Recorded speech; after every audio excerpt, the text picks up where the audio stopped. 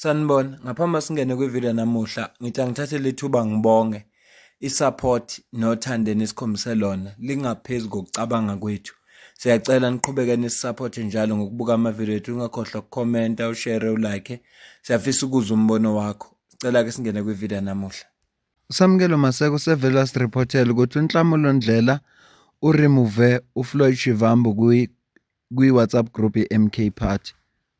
Njengoba nawe uzibonela la ukuthi uNhlamulo Ndlela has removed uFloyd. Ngabe lokhu kusho ukuthi uFloyd Shivambu sobona ukuthi uyaxoshwa na kumkhonto wesizwe party uma esekhishwa kwi-WhatsApp group, ngoba kusho ukuthi manje kunezinto engafanelanga abe ingxenye yazo. Kusho ukuthini lokhu okwenzekayo?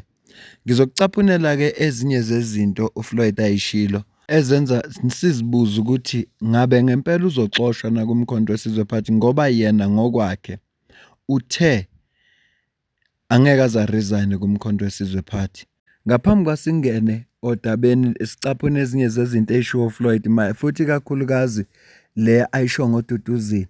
Ngiyafisa futhi sibheke naleshiwo ukhehlelezi ngoFloyd. Ngicela uzwe la. Lalela Floyd, nabantu bonke bomkhonto wesizwe, ake nginibrief kancane. It's either you take this or you don't take this, but I want you to be on the same page. Njengamanje kwenzakalani?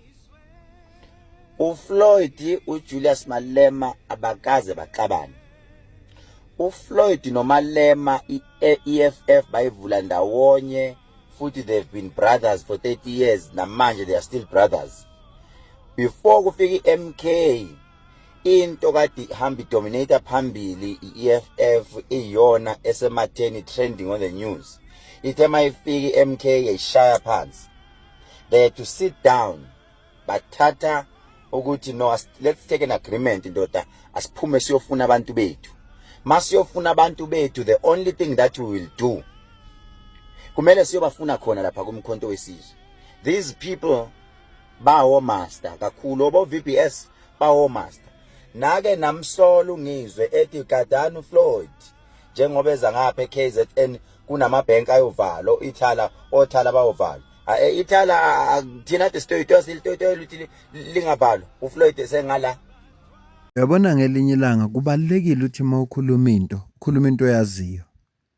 Ayikho into ebaleke njengale. Ingakho ngithi mangiphendula umuntu engimuzwa ukuthi i-comment yakhe inobulima phakathi, noma ikhombisa ukuthi umqondo wakhe uvilaphisile ukuwusebenzisa, ngithi isikole sibalekile. Ithala Bank inkinga yalo akuyona uFloyd, cha, inkinga yalo iReserve Bank. So uFloyd akangene kwiReserve Bank. Ithala Bank linenkinga neReserve Bank, udaba lakhona lisenkantolo ngoba isinqumo esaphuma khona salivuna ithala Bank, kodwa iPrudential Authority yayisifaka ilo ukuthi akubuyekezwe isinqumo lesiloko okubizwa ngeappeal. iPrudential Authority ilapha eReserve Bank, ayihlangene lonto noFloyd. So ngiyafisa ukuthi lento siyihlukanise, sithi siqhubeka simlalo khehle, ngiyenzela ukuthi le information ayikhulumayo manje sazi ukuthi iyiphutha, noma ngathiwa siyamzonda uFloyd noma siyamthanda, kodwa information la isho ukhehlelezi iyiphutha. Prudential Authority ushuthi ithala Bank lina 65 years laba khona, lingakaze laba ibank. Sonke lesikhathi yonke leminyaka linganikezwe license ukuthi li-operate njengebank. buFloyd obenza lokho? No. Ithala linenkinga zokuthi kunemali efuneka libe nayo. Angifuni ukuyichaza lonto la, ngiyoyichaza uma senza ivideo yokuqondana lokho, kodwa ngizama nje ukulungisa le information. Asiqhubeke nayo silungise lento ayishoyo, ngoba ziningi izinto ayishilo. Le nkulumo yakhe inamaloophole efuneka siwaveze, siyishiyele ukuthi okuyiqiniso mhlambe kube yiqiniso, kodwa amanga siwehlukanise. uFloyd kumanje into eningayazi, unomuzi lapha awakhaya kumanje ka 14 million kuphi eBhalithu, ngapha besitoyitoyela ithala ivalo. Uma VBS njalo eyokuqala leyo asambeni. uFloyd uthe makafika evumelene noMalema kwathiwa listen, uzoya lapha na kumkhonto wesizwe. When you get to umkhonto wesizwe, vumela ube noma umata uhambe phansi, vuma uthi mina I come here as a member. Lena phela umsholozi njengamanje uthi uyona uyimember, so what? Wangena waba yimember, uthe mayiba yimember. There are two positions, key position kade wafuna, because uyazi Ntwembi, which is the SG and the national organizer, because these key position, if uyasazi story sakho uyakwazi ukuthi untshontshe. The aim was to steal inhliziyo zabantu. Ufikile wangena waba uSG, washaya iconstitution, wayitwista, ya favor unational organizer amandla than more than uSG. Uthe suka lapho asisuyeni sambeni ukuze we must be on the same page. Ithe my favor yena wasuku Floyd, ubaba wamshintsha wamenza uSG, because esebonile ubaba ubonile yeyilo wenzani, wamfaka uSG. Wasuka lapha nehuvo into eyavunyelana ukuthi okay iconstitution isele kanje. Uthe mayise uSG wazama ukuyihijacka futhi ezama ukuyishintsha futhi ukuthi yo favor uSG. Wafika eParliament uDudu wathi never, ngeke angithi wena be national organizer uthe iconstitution kanje, pho why manje usufuna ukuyishintsha just because usu SG? uDudu wathi never. Yavela kabe ezweni ukuthi uDudu uyadefy iorganization. Wena wake wakuzwapha ukuthi umuntu kunenkinga yeconstitution yepolitical party bese ayiraise eParliament njengokusho kaKhehlelezi ukuthi uDuduzile wayephikisa eParliament? Kanjani ngoba eParliament ekhulunywa iconstitution kazwelonke mangabe ekhulunywa iconstitution bese uDuduzile wayiraise eParliament kanjani? Futhi uma ngabe bebenolwazi olungaka ukuthi lo muntu uze kumcontest party uzodestroy usebenzana noMalema, bathulelani sonke lesikhathi? Yini enza ukuthi bathule sonke lesikhathi? Bavumele nti kube nguye ozobhala iconstitution ekubeni bemazi ukuthi uthunyiwe, bebethuleleni sonke lesikhathi? Asiqhubeke. Now, in the organization such as big as Umkhonto weSizwe, it is obviously not something that is foreign or something that must shock you ukuthi kube nama-contradiction. Ama-contradiction awuhlezi ekhona. In order for any organism to move forward, there ought to be contradictions that are taking place. But just to enter in what we are asking about the infight OT Econ, well, I first wanted to mention that in Umkhonto weSizwe we have President Zuma, who is the glue that is holding the MK party together. He is the unifier. He makes everyone feel at home. But I can't say the same with the Secretary General, which is Floyd Shivambu. We all saw the tweets yesterday, posted uSisuthu Duduzile on Twitter. Obviously, we don't condone language noma approach ayisebenzisile, but there are more underlying causes for that tweet. Maybe before kuqhubekela phambili, for laba abangayibonanga, those who haven't seen, what did the tweet say?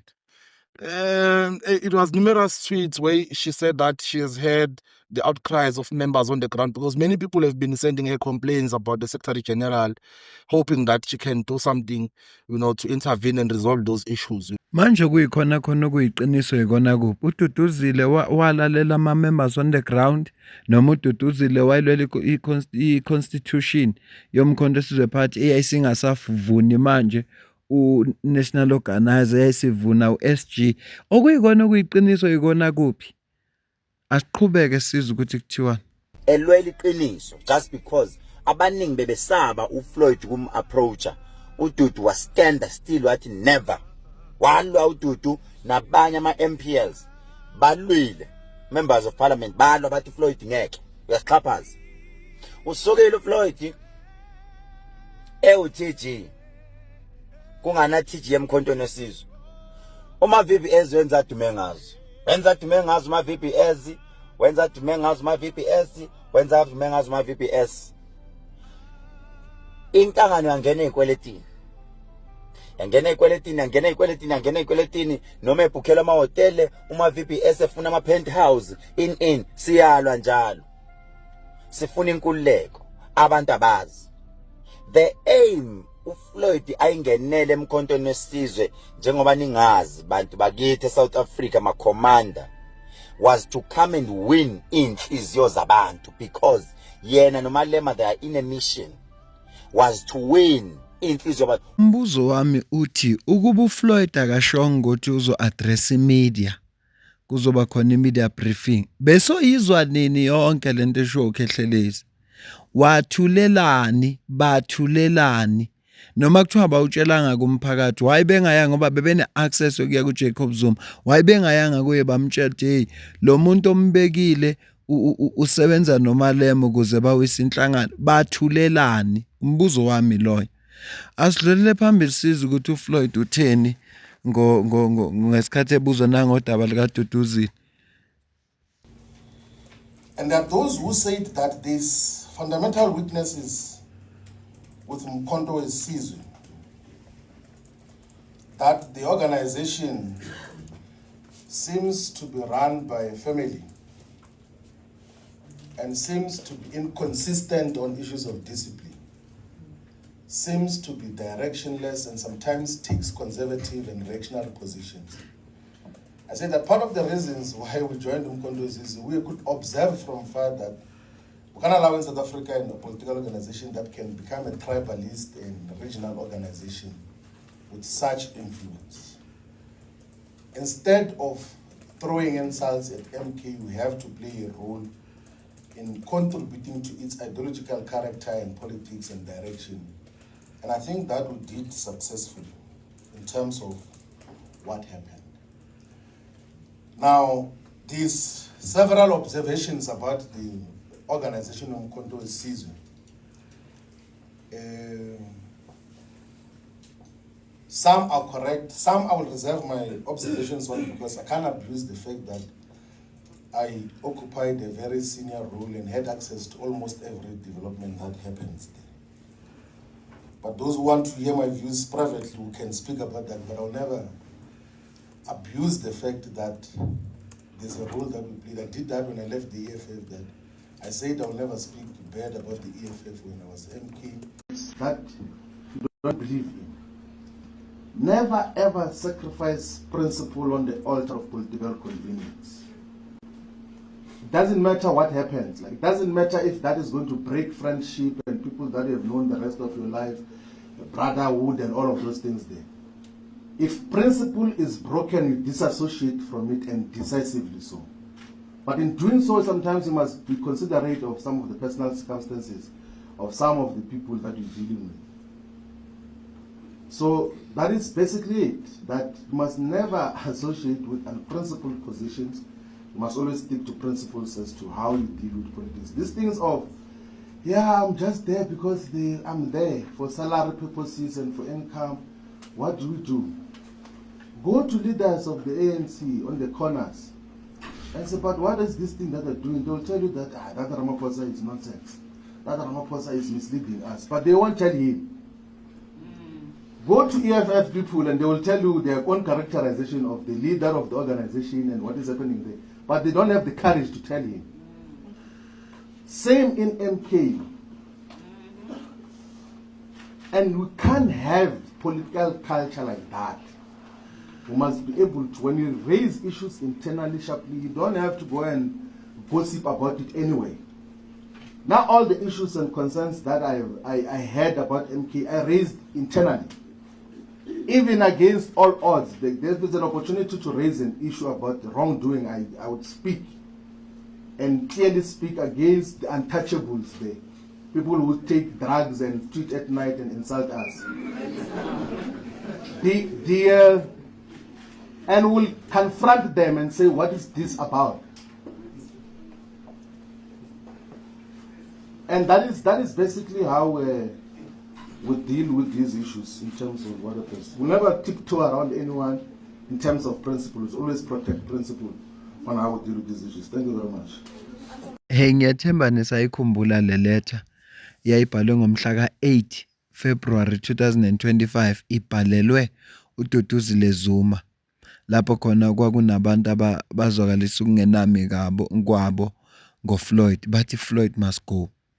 So indaba kaFloyd lapha kuMkhonto Wesizwe Party nokungafunwa kwakhe nazonke inkinga ekhona akusinto eqala manje into endala kusuka afika nje kuMkhonto Wesizwe Party suka afika nje wajoyina hayi yaqala lapha inkinga futhi kwaba worse kwakhona isikhundla nikwa sona kwavele kwa worse.